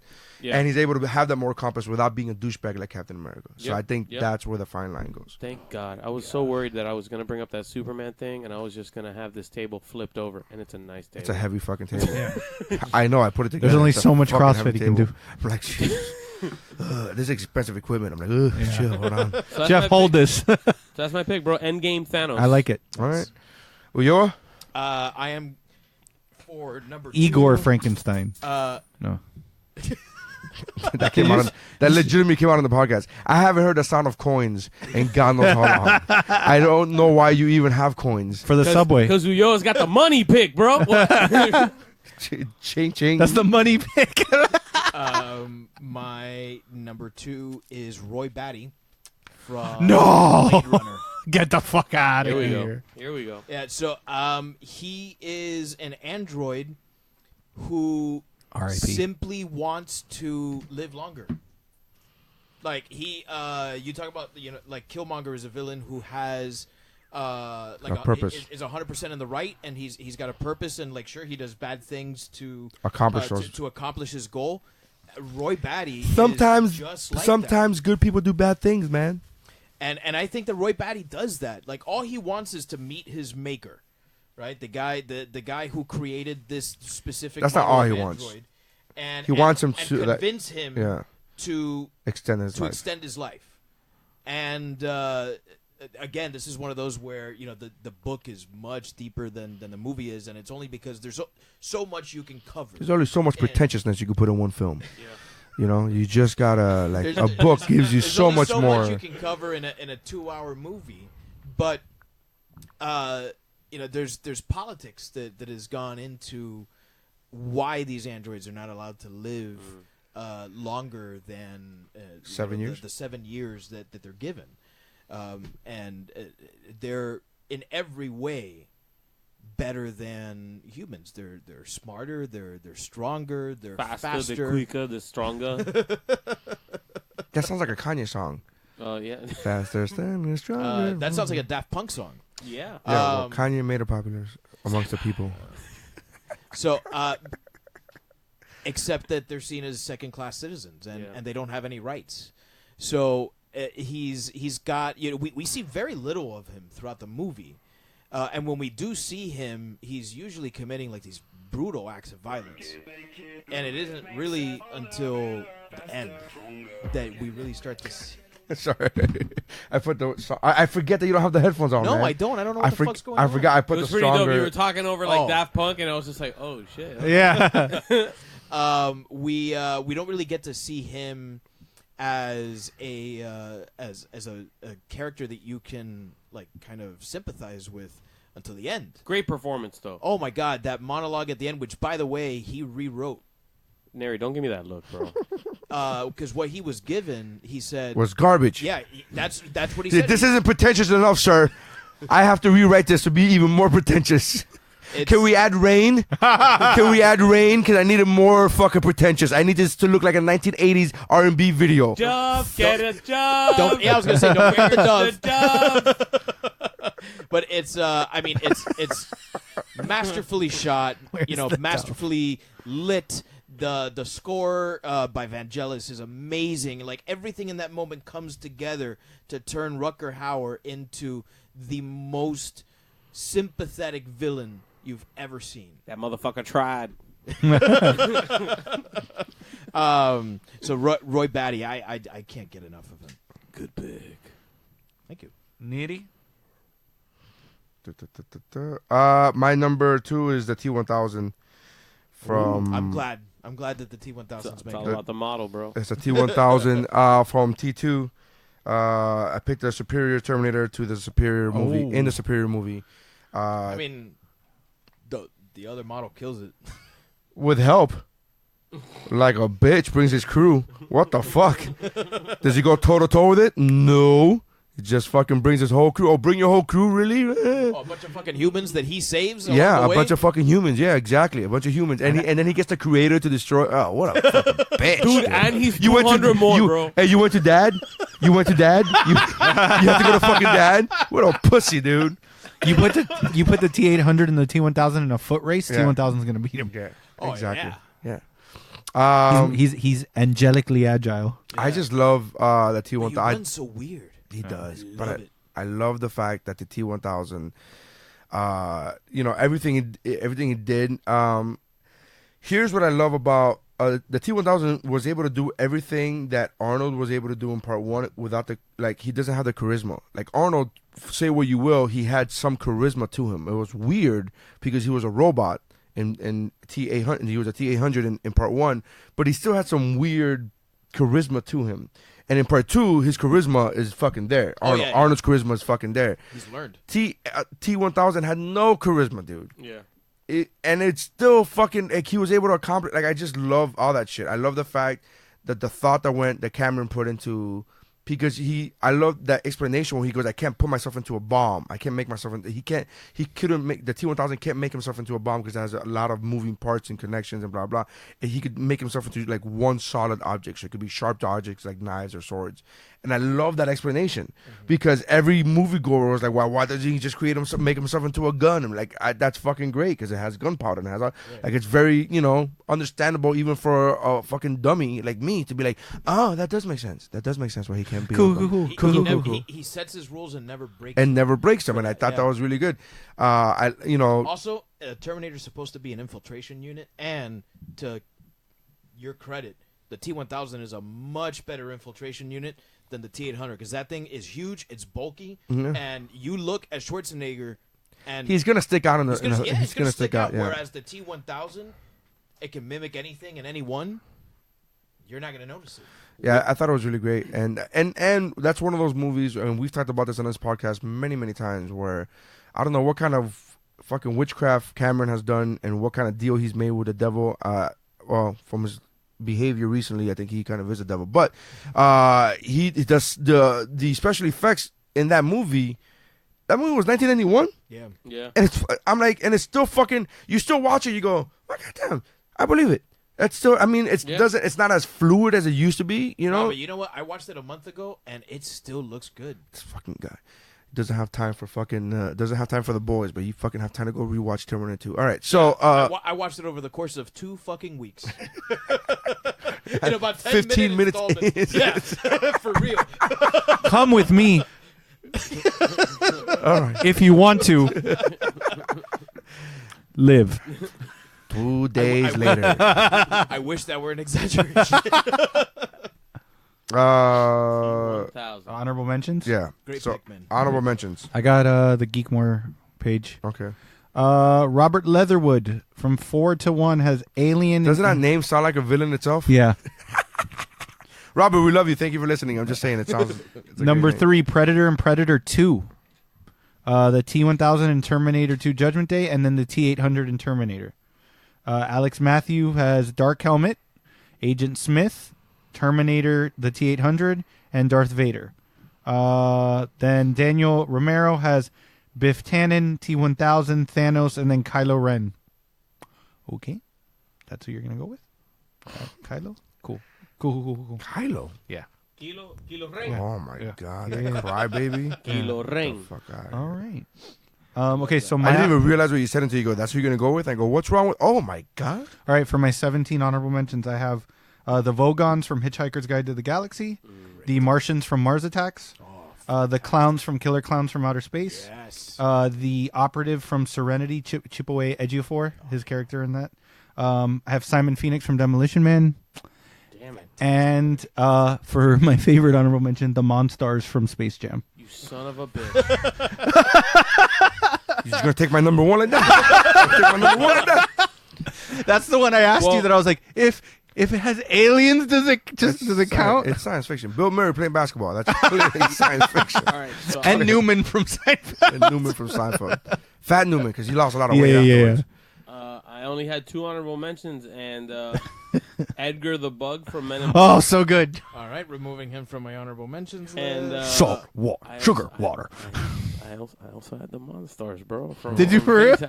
Dude, Space Jam is so much more than just what you think, bro. I don't think it is. No, dude, that movie is about. It's a story about life, bro. No, that movie is about slavery, bro. And there's I'll say it. Look, Denzel. If you look closely, Denzel's in the movie. And also, it's just one of those. Why you? Bro. Denzel's. All right. Look. Space Jam, bro. Watch that movie again, bro. Watch that movie again. I believe you. Yeah, I'm not. But I'm not a fan of Space Jam. I wasn't even a big fan of it when I was a kid, but because I was a huge Jordan fan, I was like, I'll fucking rock it. And then they came out with the Choo Choo Train song. Yeah. No, are you talking about the amazing hip hop song with Method Man? And No. All right, you want me to give you a Space Come Jam? On, Ride That Train. That's from fucking Space Jam. I'll give Is you. it? Yeah. The Quad City DJs. Yeah, Quad City DJs. No, because the song from Space Jam that I like is "Hit 'Em High" with Method Man. Oh, and all these- that was on there too. But the song like that, it was Quad City DJs. That's what made Quad City DJs. And so I was a huge fan of Jordan, and I was a huge fan of those Quad City. 7 hits that they had in their career. 7. No, 1. Yeah, fucking 7. Look, Jordan. Was Are you counting all the supposed to be- remixes of the same song? Jordan was supposed to be pawned off as the slave to Danny DeVito's Correct. guy, right? You're right. That movie is about that slavery in that sense, and then you got R. Kelly on the soundtrack, right? R. Kelly with all that shit that he recently popped up with, the bro. BB. It's a deeper underline. It's the Vanilla Sky of kids movies, bro. I'm gonna tell you. I love that shit. I'm telling you. I'm not just. That's so good. Dave, your honorable. Follow that asshole. Wow. Okay. Vanilla Sky of kids. I've got Velos Cohagen from Total Recall, Morton Joe from Mad Max Fury Road, Dr. William Weir from Event Horizon. He was almost my number 4. I fucking love that movie. That's John another Leslie one if you don't see. Stevenson or Jack the Ripper from the movie Time After Time, which is a fantastic great pick. time travel movie. Yes. And that was another one where I was really considering it. That's a fucking great movie. Ming the Merciless. Ming.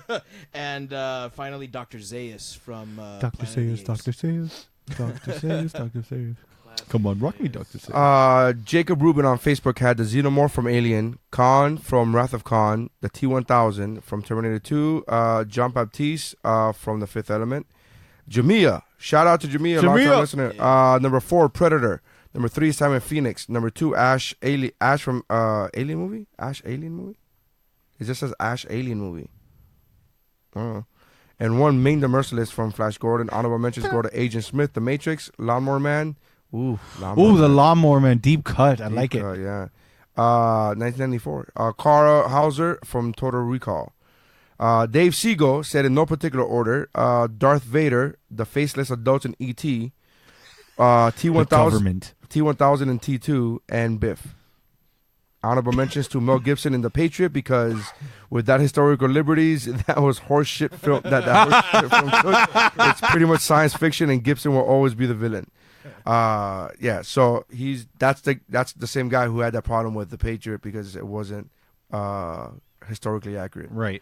So I wrote that for a while. All right, my honorable mentions are let's go back there. Like I said, Hela from Thor Ragnarok, General Thad from Planet of the Apes, the 2001 movie. I recently rewatched it again, and it's not a bad movie. I don't know why it gets such a bad rap. It's not a bad movie. It's obviously not as great as the remakes that they made recently, that started off in 2012, I think it was. It's from 2008, really? I feel like it's no. There was a while between Rise and Dawn. Yeah. But I don't think it was as far back as 2008. Rise. Let me see. Rise of 2011 is Rise. So anyway, General Thad, and then played by what's his name? The guy that played the Abomination. Nick Nolte. Wow, you're racist.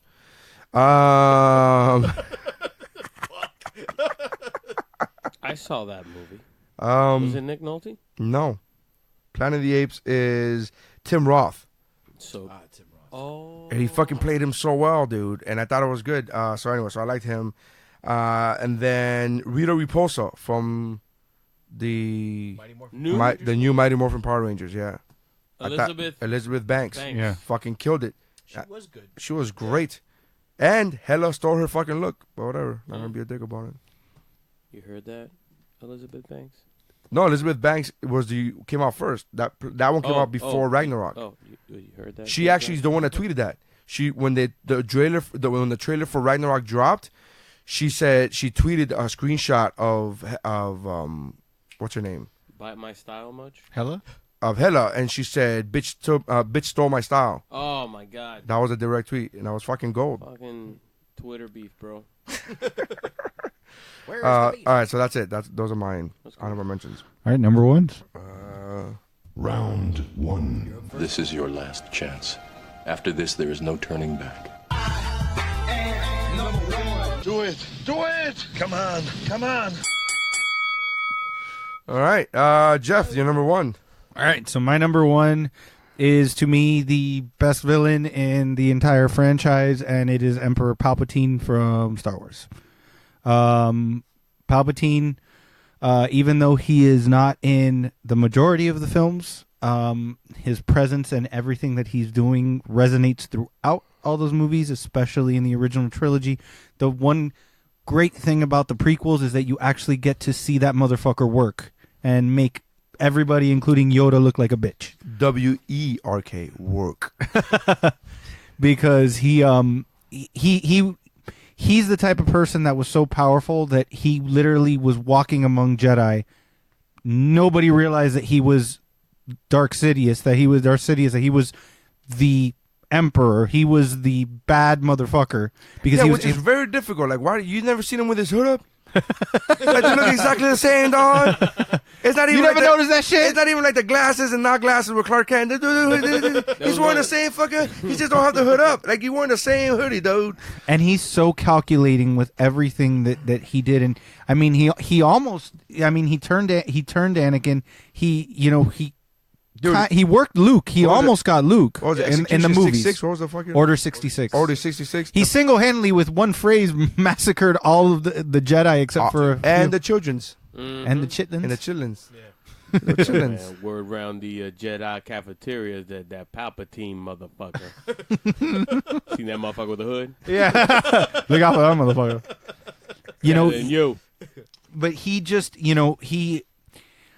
And then in the end, in the last movie of the prequels, he knew when he did the Force Lightning, he was going to scar himself. He was going to mess with it. But he did what he had to do to get to the position that he manipulated the entire Senate. He manipulated the galaxy essentially because he controlled the Senate.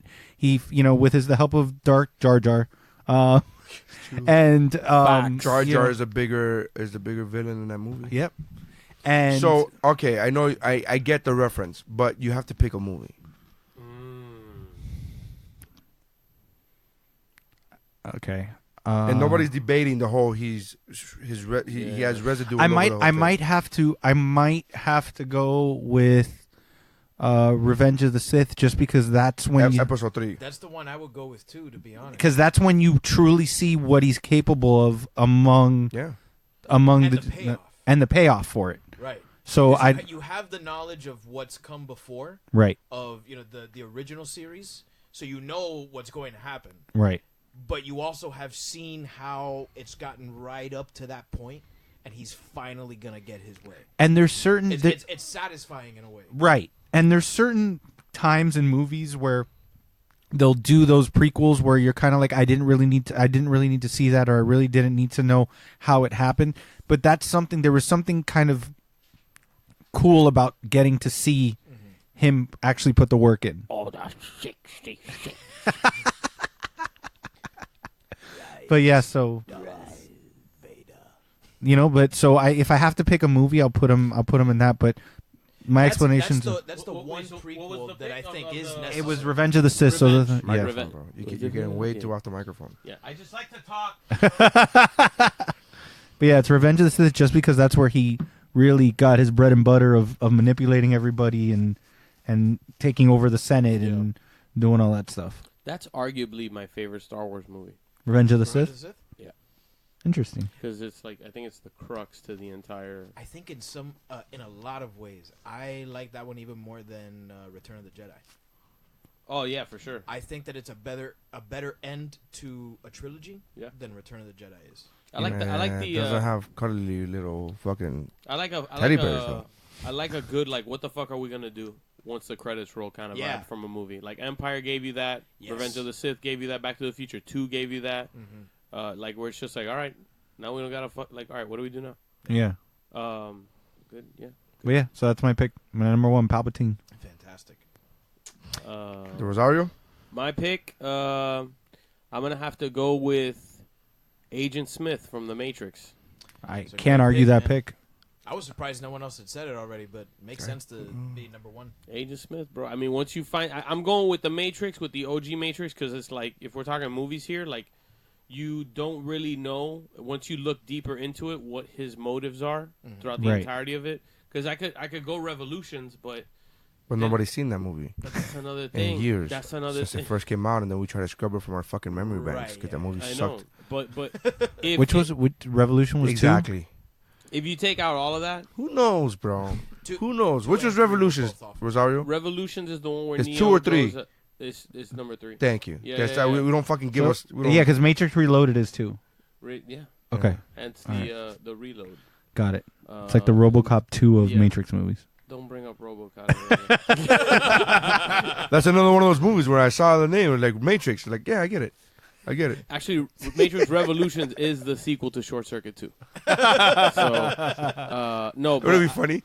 Nobody ever thought that. Like when you see Matrix, that response of RoboCop. Yeah, I get it. Like you can't do that with the Matrix. It was so fucking confusing. Like Matrix. Yeah, I get it. Yeah. No, don't. Try watching. You don't. No, you try watching the because was part 2 of the one where the architect explains what the whole bullshit is. Yes, I went to the midnight screening of that because it was like, the Matrix, cool. And then it's 2 a.m. and this guy's talking like, shut the fuck up, Colonel Sanders. I don't give a fuck. Are you chicken? He's saying the architect. I mean, yeah, you could say the architect is the. I mean, but at the same time, it's without Smith, there is no Neo. Without Neo, there is no Right. Smith. I mean, I saw like so many like things after the movie came out and stuff like that, and then you realize what when he takes off the earplug when he's talking to Morpheus, he's like, I need the codes to Zion. It's like, okay, that's what he wants to do, and then you eventually find out how he gets there. But yeah, for me, like one of the best sci-fi. I mean, Agent Smith. If you know, for me, that's the. So you're going with him in the first one. I'm going him for the number one because he takes. Was part 2 where he turns into 9 million people and fights? He starts to do that in part 2, and then in part 3, he eventually just becomes everyone in the Matrix. He's the chlamydia of the Matrix. He's the chlamydia of the Matrix, and then Neo has to go Christ on him, Jesus Christ. Yeah, on him. he's such a great actor too, man. Like, yeah, bro. Everything he does is fantastic. Denzel is. That movie is about. No. So Agent Smith in which one? I'm gonna go with the first one. The one that people remember. Because yeah, dude, like Mr. Anderson, legendary. Yeah. That's a legendary, like, you know. Yeah. So Agent Smith, The Matrix is my number one. All right, David. My number one is Uber Jason X. Yes, I love it. No, man. Space Jason. No. Spacing. Backspace. He's my cousin. No, Khan Noonien Singh from Wrath of Khan. Yeah, so Dave sent me like a list of like 30 things. He's like, I don't know what to narrow this down. I go, oh, you don't have Khan on there. And he had the full name. I go, oh, you're a nerd. You have the full fucking name. Full name. Yeah, Khan, man. To me, he is like the Wrath of Khan.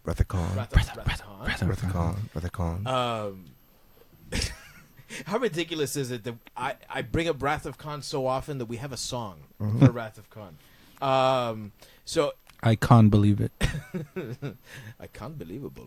Yeah, he's so like diabolical, and he's so over the top. Like, I think Wrath of Khan has the right amount of like serious drama, sci-fi-ness, but also like the right amount of camp and the right amount of like stuff that we would understand. Like you mentioned submarines before. Like a lot of the actual like spaceship battles in that was based on submarine battles.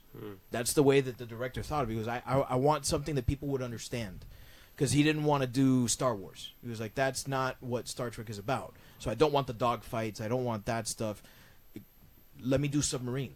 I wonder how many times during that pitch for Wrath of Khan and they gave him with the whole like, oh, you mean like Star Wars? Yeah. So we're gonna have Star Wars type shit in this bitch. So where's that big hairy thing?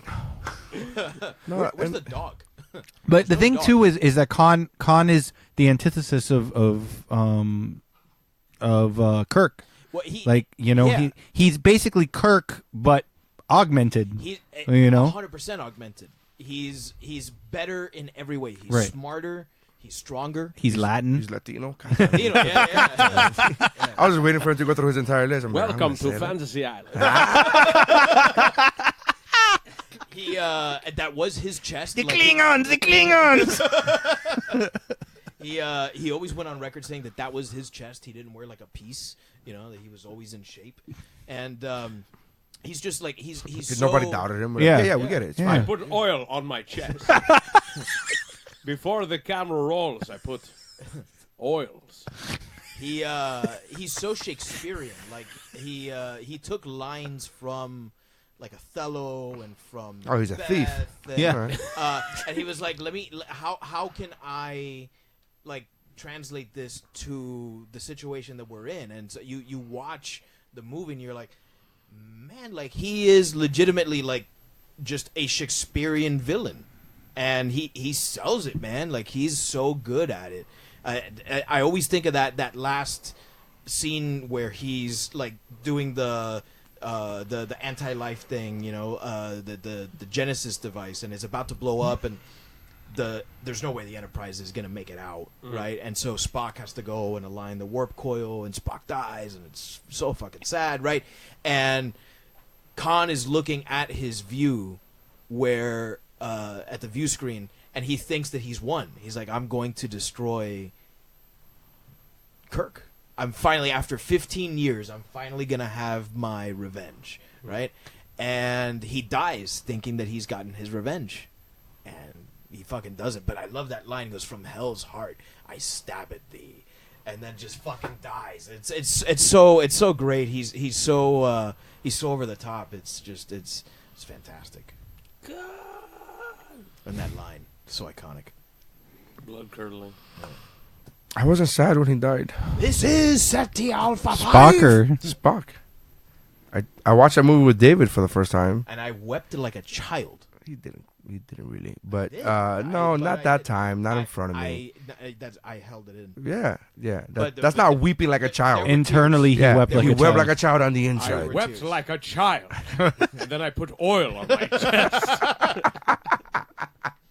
I just didn't cry when Spock died. He's going back to the vote. Yep, didn't cry. Didn't cry. All right. My number one is. Can you believe we didn't have any? We didn't have a single. The only duplicate we would have had was Spaceballs if you hadn't changed it. Yeah, I know. We had 2 Terminators, but different models. Yeah. Simon Phoenix from Demolition Man is Shocker. to me is easy. Shocker. Easy. Nobody had more charisma. There's no villain that has more charisma than fucking Simon Phoenix. He's so, like, you root for this motherfucker to win, and I'm like, and I kind of got disappointed that he was so infinitely dead. You can't bring him back. You can't bring him back unless you're gonna do like, I'm Simon Phoenix's brother, Simon Arizona, and you can't be that, But I would have loved to. Why we didn't get a Demolition Man sequel to begin with is beyond me. But I love that fucking movie. I love that movie. I love Simon Phoenix. I use the gif of him saying "Exactamundo" often.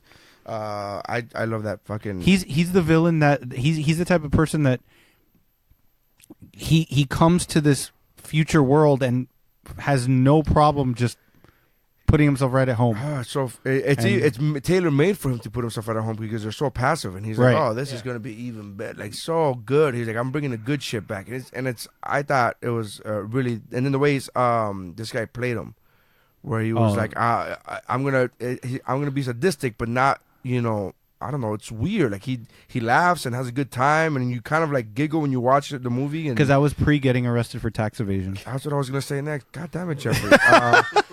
I was gonna say, and you can tell he doesn't do his taxes. He doesn't even go fuck. That's how evil he is. Damn, man. Damn it, man. He gets unfrozen from ice, and the first things I'm gonna think about is paperwork. No, you're right though. I mean, because they're like sheep for slaughter. For him, it's like I got nobody to stop me. Is he like a bizarro Captain America to some degree? I think Spartan is Spartan is a bizarre Captain America. Okay. Oh, okay, yeah, okay, yeah. He knows he doesn't know how to use the seashells. Yeah, but I just love that movie in general. But Simon Phoenix, going through the list of villains, and I was like, no, nobody has charisma like Simon Phoenix. And to be honest with you, one who almost made my list and he got just bumped down is Ultron, because he had charisma. Like, I just love that. I love his voice. James Spader, bro. James Spader's a beast. And Robert California, Robert California. What else do you have to say? He's fucking great. What is this? They use a frisbee. Yeah, it's fucking great. I almost wanted to pick Megatron. He forgot about Megatron. Yeah. I had mentioned Megatron to Dave. I was like, I don't know how you're gonna narrow it down to 4 with Megatron. He's like, holy shit, I forgot about Megatron. I'm like, how did you forget about Megatron? Yeah. I hadn't. The thing is, I hadn't considered animated movies, and I'm still trying to forget most of those live action ones. Yeah. You can do Starscream. But we have Mark Wahlberg is in the Transformers movie. You can't go wrong. Yeah. Transformer, dude. Cricket. Dude, I think I just found a Transformer over here. This broken muffler over here, dude. If I put this steering wheel over here with this antenna, dude. Microprocessors. Say hi to your motherfucker. Because we're both scientists. Dude, I did the math.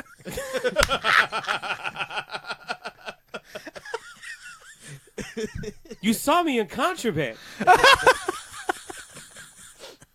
So good. All right. Well, Oh fuck. my job is done. All right, so those are the number ones are I think it's gonna be our mountain. Emperor Palpatine, Agent Smith, Khan from Wrath of Khan, and Simon Phoenix. I think that's our Yeah, mountain, I say we dude. just go with the number ones. Yeah, I'm okay with that. You good with that as your number one? Even though Oscar from Short Circuit really belongs in hell. Oh yeah. Dude, It belongs in hell. So I gotta Google a picture of Oscar. He's an old white man. the old white fat man. It's always an old white man. Yeah. Anyways, so that's the list, man. That's the mountain. The final mountain is Emperor Palpatine, Agent Smith, Khan, and Simon Phoenix. This is fun, David. Thank you for coming out, man. Appreciate it. Thank you You're very, killing very out. much, man. For those of you who don't know, he's a comedian. He was a local comedian, but then he moved to New York, and now he's in LA. Yeah, man. Killing it. Yeah, With Amari. Amari's his girlfriend, who's you haven't heard because she hasn't been on a microphone. Because this is really the weird podcast to have multiple guests on. Yeah, bro. Because there's only 4 of us. Yeah, I think Woo Bro, you only did. Woo, bro, but that was yesterday, and Yeah. then I was like, ugh. It's all good. So Dude, this was fun. So I'm glad I had fun. I had fun with you. So David, where can they find you? At David Funny Stuff. There you go. At David Funny Stuff. There you go. I got all my shows on there. All my upcoming performances on there. Check it out. There you go.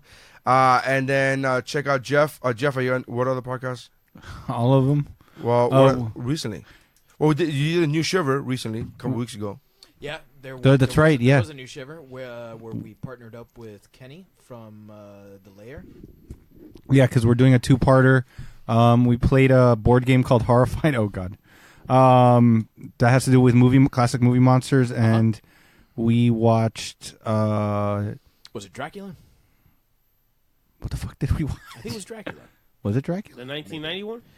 No, we didn't watch Dracula. You sure we didn't watch the 19? No, we did the Friday the 31? 13th retrospective. Oh yes. We were watching Jason X. We were watching Jason X while we recorded that. But yeah, no, and I'm on Brunches and Dragons. I think I'm not sure when the next episode's dropping because AV's been doing the move. I think we're gonna do a Nut Critter Die in the next couple weeks. But yeah, I'm in the layer for the lair. Yeah, Critter Die under the lair. Yeah. So check out the other podcast. David, I don't even know because the band, right? Oh yeah, no, that's not happening. Yeah. Yeah, he started a new band called Clothed Acceptance. Yeah, clothed.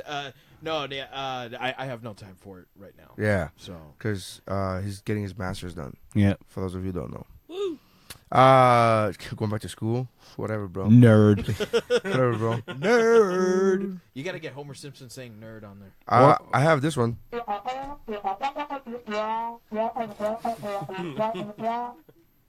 that was great. I couldn't hear it because I don't have a fucking headset. That's good.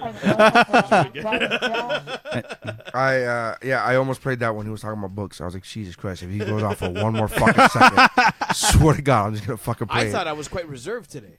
No, I know. I'm not saying you weren't reserved compared to your normal self. Right. Right. That's why I was like, I was giving you a little leash. Little lead. I was giving you a little bit, and then you were going off with the books, and I was like, I'm gonna rein this motherfucker in right now. And then you stopped. I was like, okay. All right. We're good. Check out my comedy at naryscience.com or whatwashisname.com. Check out the social media. I'm trying to grow Instagram, so I'm being hyperactive on Instagram, so make sure you guys check that out. And everything is at Nary Science or Nary Science Comedies on Facebook, but everything else is the same. Check that out. Go to geekbro.net to check out the other podcasts on the Geek Bro Network. That includes Shiver, the aforementioned Shiver, Mamas or Merlot, Comedy Fitness. Pero let me tell you, later soon, I gotta talk to Q. We gotta hook up. And the Zeros on Hero podcast with Mike Mercadal. So, and the What's Up Bro podcast that we just put out a new episode yesterday. So make sure you guys check that out. Oh. Thank you for checking us out. Or last week. I don't know when this is going to air, but fuck it. I don't know, man. Thank you for checking us out. And that's how lists are made.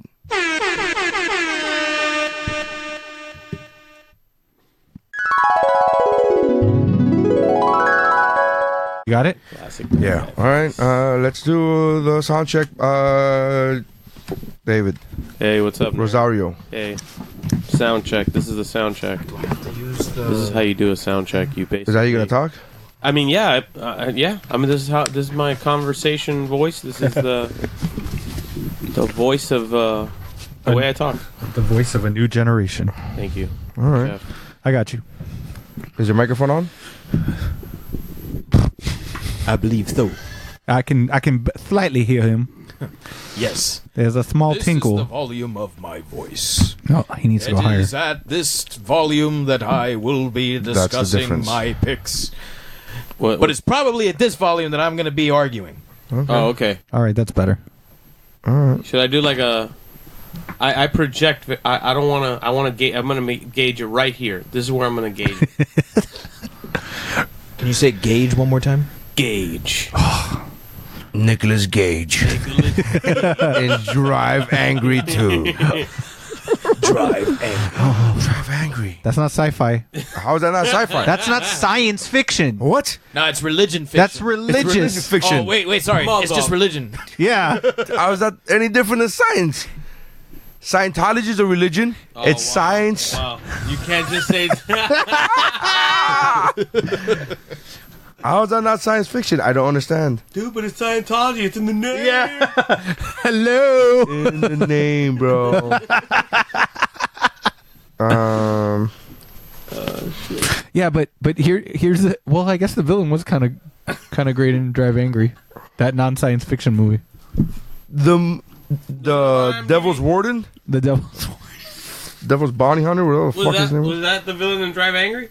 Yeah, it was a devil. Oh my God. The way he said it. Do you know the premise of that movie? The way he said it was I that love devil. not knowing what the fucking movie is about. That hell. No, he said hell was like a prison, and Yeah. and Satan is the warden. And when there's a prisoner that escapes, I'm the one that go looks for him. So when the soul escapes hell, which Nicolas Cage escapes hell in his Mustang to help his future granddaughter, or his granddaughter that doesn't know it's him. Yeah. It's your description outdoes the experience I would have got. I love that movie. I think that movie's fantastic. He loved that movie. He's like, you have to watch. I watched. I go, what the fuck did I just watch? Also, and I love shitty movies. There's a mid-coital shootout. Oh yeah, Dude, a mid-coital oh, that's great. I forgot what was. I like movies that have that. Shoot 'em where up? It's like, no, there's like two completely random things going on at the same time with the ambiance or the environment. Like there was this obscure 80s movie that I was watching the other day. My dad had it on like in the background. It's called Eyewitness. It's with Christopher Plummer and Sigourney Weaver. It's like one of those like sleeper 80s movies. Dude, and there's a full-blown fist fight between the good guy and the bad guy at the end in the middle of a horse corral. And the horses are just running all over, and you just see these guys wrangling and just pushing, like punching the shit out of each That's other. so 80s. In all the horses, you just see these stallions passing through the camera, and I was just like, this is fucking crazy, bro. This is like on the same level of like Live and Let Die, right, with Roger Moore. There's like a 13-minute long boat chase. Yes, there is. There's like a like you know how You see like an old man fishing in the back. There was a time in the movie where Louisiana, I'm looking, I'm just like, this boat chase is still happening, and I'm just like, They went to commercials, came back, still on the boat. yeah. I'm telling you, I just watched Talladega Nights again. It was fun. dude. Yeah, it's like I like that kind of shit. Where Yeah. it's just like, That's like, and Mary's gonna laugh because I mention this all the time. But one of my favorite movie endings is Death Wish 4. Death Wish 4. Yeah, With Charles Bronson. With Charles Bronson. Yeah, like 74, 75-year-old Charles Bronson. There's a shootout. Oh god. In a video arcade. That also happens to have a roller rink inside. Oh of it. my god, It's that's the so great. It's the most 80s thing ever. Dude, you ready for this fucking Death Wish 4 ending? I'm about to hit you with it right now. No, tell him how the bad guy dies. The bad guy dies. He fucking launches a bazooka missile at him, and he fucking blows up. Charles Bronson. Oh, the bad guy blows the bad up. guy, and Bronson just drops the bazooka and walks away in the middle of fucking Los Angeles. It's amazing. It's amazing. I love Neary. Dude, that's so great. That's so great. They were 5 feet apart. Yes, they were. No. And put it down. Why use a throw it on the ground. bazooka? Why use a bazooka? Also, why are you not also dead? There's a bazooka. Also, why that you blew not up. also dead? Yeah, why are you not also dead? There's a bazooka that blew up 5 feet away from you. Why are you not dead as well? That's science. Put it on the board. Trajectories and rocket propulsion. Count it. I want to see how. Yeah, I want to see who gets the first pick of just that obscure. Like, is it? Like, we're gonna find out in a minute. Challenge accepted. There's a shootout. Oh God! In a video arcade. That also happens to have a roller rink inside. Oh of it. my God! That's so great. It's the most 80s thing ever. It's you ready for this fucking Death Wish 4 ending? I'm about to hit you with it right now. No, tell him how the bad guy dies. The bad guy dies. He fucking launches a bazooka missile at him, and he fucking blows up. The bad guy blows up, and Bronson just drops the bazooka and walks away in the middle of fucking Los Angeles. It's amazing. It's amazing. I love Neary. Dude, that's so great. That's so great. They were 5 feet apart. Yes, they were. No. And put it down. Why use a bazooka? Why use a bazooka? Also, why are you not also dead? There's a bazooka. Also, why you not also dead? Yeah, why are you not also dead? There's a bazooka that blew up 5 feet away from you. Why are you not dead as well? That's science. Put it on the board. Trajectories and rocket propulsion. Count it. I want to see how. Yeah, I want to see who gets the first pick of just that obscure. Like, is it? Like, we're gonna find out in a minute. Challenge accepted.